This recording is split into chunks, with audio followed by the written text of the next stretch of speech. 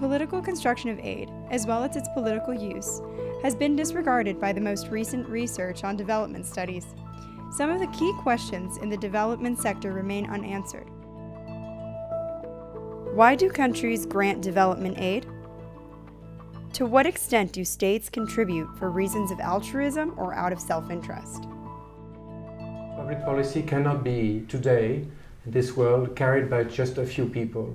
It has to bring about a consensus between the various political parties, the consensus between the various institutions or members of society, and this ecosystem of actors enables a government to produce a sustainable long-term development policy. This is the idea. To answer these questions and to take the aid debate back to its starting point, the Aid, Power, and Politics seminar explored the aid policies of donor countries, both large and small, traditional and emerging, from a common political angle. I think you have to have influence in diplomacy, in international organizations within the UN, within the World Bank, and defense as well, actually. I think you have to see international issues as being linked to one another in a way. The aim is to understand how development policies are built internally. From a political point of view, what factors mold them in the domestic political ecosystem, and eventually, how aid is used internationally by different nations. Now, let's move on to the second issue, the politics of donors' aid policies. In the US, public support is not important because in the US it's a kind of elite group which in fact masters the policy.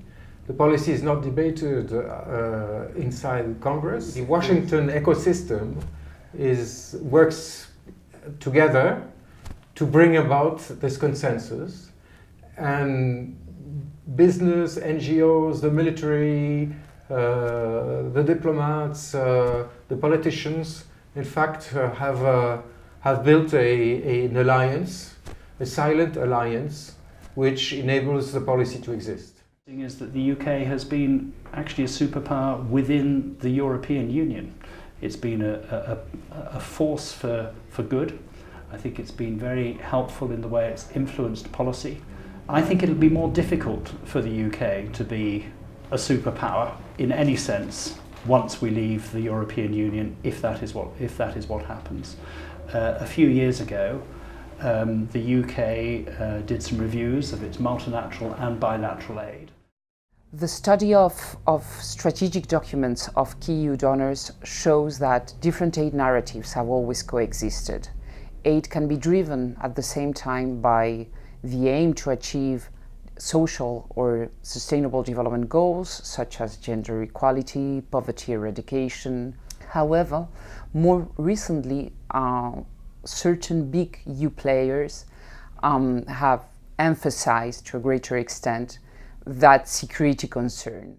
NGOs, civil society organization, and the political parties were moving together towards this.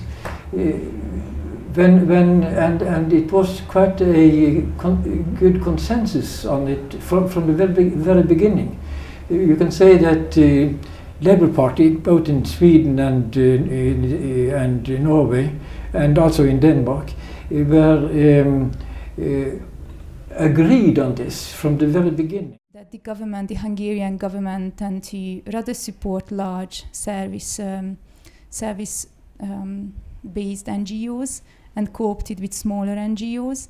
The government has discovered foreign aid as a tool to support businesses and also more broadly to build relationships with developing countries, again with the view of discovering business possibilities.